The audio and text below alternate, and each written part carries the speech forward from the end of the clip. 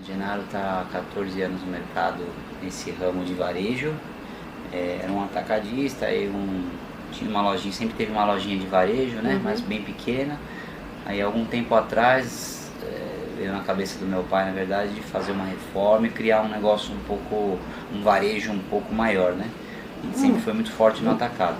E aí resolveu fazer toda a reforma, fizemos e começamos com essa novidade aí pra gente. A padaria então é desde o início? Desde o início, padaria, confeitaria, o restaurante não existia no começo, tinha a parte de adega, a parte de loja em si, né, de mercado, que sempre foi o que teve.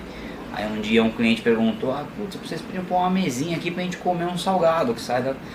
Legal, vamos pensar, colocamos uma mesinha, aí colocou 2, 3, aí um dia veio na cabeça de fazer um almoço, fizemos um almoço com uma média de umas 10 mesinhas assim, e foi o que revolucionou pra gente. Isso há de 14 anos, depois de uns 4, 5 anos que a loja já estava aberta. E aí ficou durante bastante tempo o nosso forte, o nosso almoço. E o tamanho dela também sempre foi, esse terreno sempre foi assim, sempre foi assim. A gente só reformulou dentro da loja mesmo, aumentamos a quantidade de mesa, hoje tem 40 e poucas mesas, 46 mesas. Então foi reformulando o tamanho, jogar uma padaria para outro lado, açougue para outro lado, e aí hoje nosso forte podemos falar que é o almoço. Legal. O cliente perguntou, não tem uma mesinha para comer o pão de queijo aqui, né? Queria tomar... legal, a gente vai pensar nisso. Aí colocamos realmente 2 mesinhas, alguma coisa assim, não vou lembrar direito, mas foi umas 2 mesinhas. Aí começou a faltar mesinha, aí pensamos em fazer um almoço, fizemos um negócio bem enxuto, mas um almoço de qualidade, coisa boa. E começou a dar fila, aí nós pensamos uma reforma, fizemos uma reforminha para poder mexer tudo, aumentamos a praça de alimentação, e aí... Legal. Hoje é o forte. A gente tem a parte da loja, né? Que é a padaria, a confeitaria, o próprio açougue. São várias... a gente até considera vários setores, né? Separados. É como realmente fosse um mercado, né? O mercado tem a padaria, a confeitaria, tem a rotisserie, pizzaria. Então a gente divide entre vários grupos para poder ter um controle melhor, até separado por setor, entendeu? Tudo isso é feito. Porque hoje eu vi que vocês fazem fabricação de queijos. Também queijo mussarela, a gente é fabricante de mussarela, mas a fábrica é no Mato Grosso, é o ramo que a gente via antigamente. É totalmente diferente da loja, a gente também separa, nada a ver com o que a gente tem aqui. Tem outro ramo lá, que a gente já tem os clientes meio formados, já vem de muitos anos, que é o forte que meu pai faz há anos, entendeu? Seria isso aí. No Mato Grosso. No Mato Grosso. Vocês têm outro empório lá também? Não, lá é só a fábrica de queijo mesmo. Legal. Então o queijo vem pra cá, a gente vende aqui, todo o queijo. Então, como um empório, é só essa loja mesmo. Entendido. E aí dessa fabricação vocês comercializam pra fora ou é tudo aqui no varejo? Comercializo pra fora também. Normalmente a gente atende muita pizzaria. Eu tenho alguns clientes que vêm buscar aqui, mas o meu forte mesmo dessa parte do queijo, eu entrego para uma meia dúzia mais ou menos de atacadistas e eles distribuem, entendeu? Essa parte de varejista da entrega do queijo a gente fazia antes. Com esse negócio da loja, que toma muito nosso tempo, então hoje eu prefiro vender direto com o atacadista e ele faz a distribuição, entendeu? Então eu pego o caminhão cheio e entrego direto com o cara e ele que se vira com a logística, vamos dizer, né? A gente tem muita ideia, né? Muita coisa a ser feita. E até por esse almoço ser o nosso forte, durante muitos anos a gente largou, entre aspas, um pouco o resto das coisas. Como a pizzaria, como o nosso açougue, que é muito bom, como a nossa padaria, que é muito boa. Talvez uma propaganda mal feita, algumas coisas que não... por a gente estar tão preocupado com o almoço e para não deixar o cliente achando que era uma coisa e outra, a gente ficou sempre muito em cima do almoço, né? E agora de um tempo pra cá, até pela situação que não é da crise que o Brasil passa aí, a gente começou a correr um pouco atrás do resto, porque o ramo alimentício realmente sofreu muito com isso aí. O meu almoço é considerado um almoço de primeira, vamos dizer assim, então acho que é a primeira coisa que um pessoal que está todo dia na briga, né? Putz, o cara gasta lá R$30 para almoçar todos os dias, um exemplo.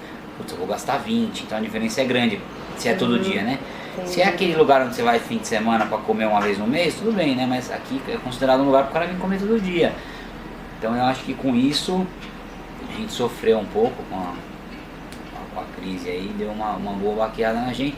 É onde você começa a correr atrás do resto das coisas, né? Pô, tem uma boa pizzaria, tem uma boa padaria, um bom açougue e não tem tanta divulgação, ninguém me conhece. Tem gente que almoça e não sabe que tem pizza à noite aqui. Ele entra aqui dentro, almoça e não sabe que tem a pizza.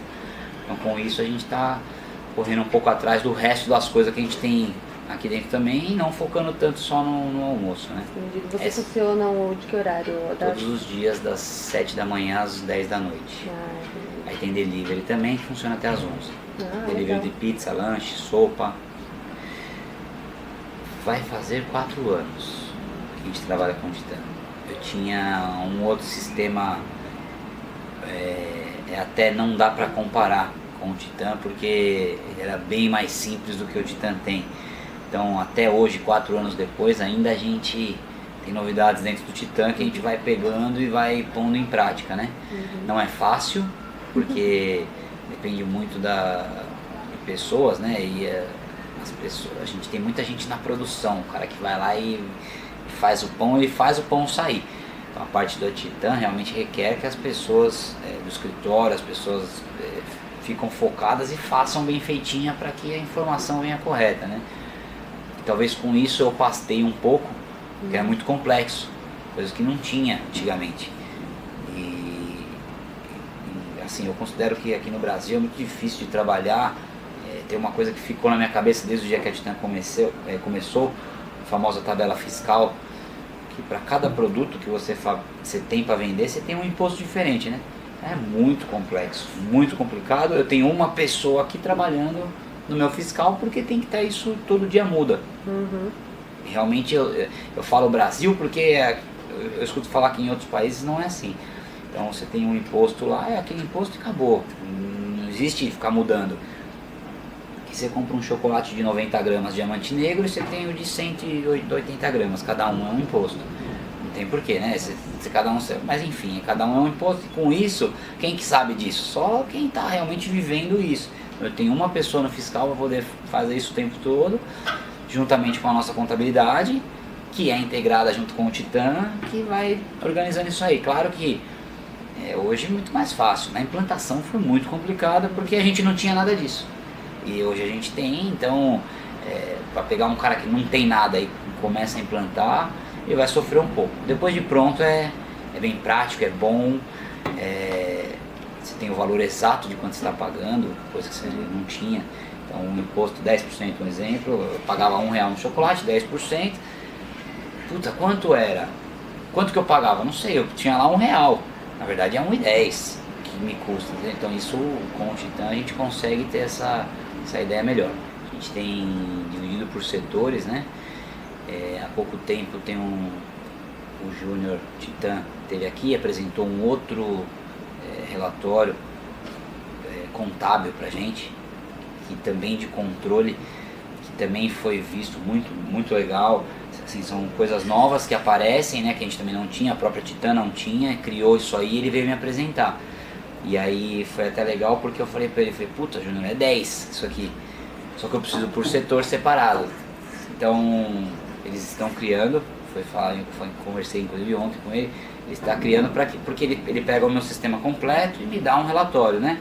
E como a gente faz separado por setor, eu gostaria muito, esse relatório separado por setor vai ser ótimo para mim, que tenho esse separado. Então eu tenho um total, mas poxa, de repente o meu açougue está me dando um prejuízo e a padaria está ganhando muito e no final não estou ganhando nada, um exemplo. Então com esse relatório eu vou conseguir saber exatamente o que cada setor tá acontecendo comigo, entendeu?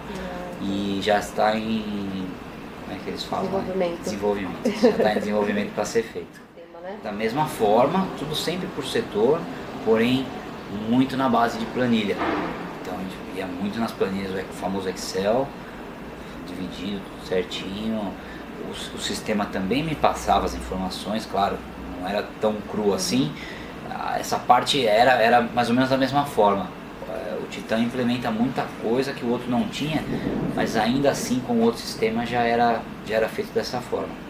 tinha os divididos por setores, a gente se baseava através de códigos, entendeu? Do código 1000 ao 2000 era esse setor, o outro era mais ou menos isso que era feito, entendeu? O sistema, por exemplo, chegava uma nota fiscal, hoje é interligado, né? O cara fatura a nota lá, eu já sei que o cara faturou pra mim, né? Então já tem questão de manifesto, vem tudo certinho. Então se a informação não chegar correta, vai barrar a nota fiscal, não vai entrar.